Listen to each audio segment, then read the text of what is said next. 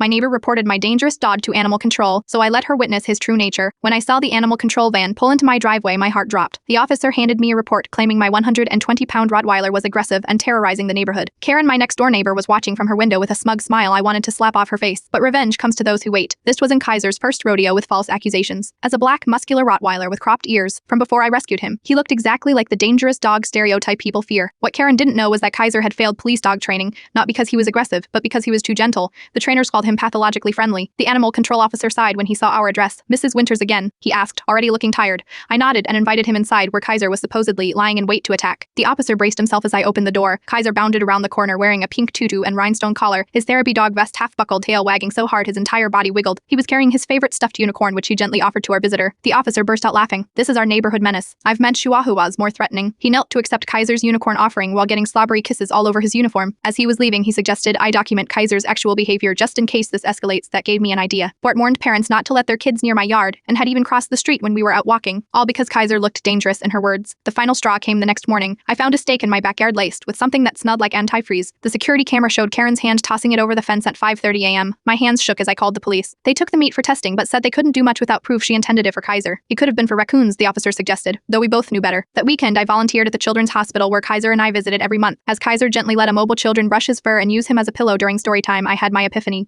Monday morning, I texted my sister to come over with my 7-year-old niece Emma, who uses a wheelchair due to spina bifida. Kaiser adores Emma and she calls him her mobility buddy because he instinctively walks at her pace and retrieves things she can't reach. As expected, Karen was watering her precious roses when we pulled into my driveway. Emma squealed with delight when she saw Kaiser waiting by the door wearing his therapy vest. I deliberately took my time helping Emma from the car to her wheelchair, feeling Karen's eyes on us. Kaiser bounded over but stopped precisely at Emma's height, gently placing his unicorn in her lap before pressing his forehead to hers. Their special greeting, Emma giggled and wrapped her arms around his neck while he patiently stood still, letting her use his sturdy frame for balance. "Ready for our walk, buddy?" Emma asked. Kaiser responded by carefully taking the special handle attached to her wheelchair in his mouth, helping her navigate my bumpy driveway with the skill of a trained service animal. I glanced over to find Karen frozen garden hose still running, flooding her precious petunias. Her mouth hung open as Kaiser stopped at the curb, looking both ways before helping Emma cross. That evening, a fruit basket appeared on my porch with a card. "I may have misjudged your dog, Karen. The antifreeze laced steak test came back positive the next day. Karen's security camera mysteriously captured her throwing it over my fence.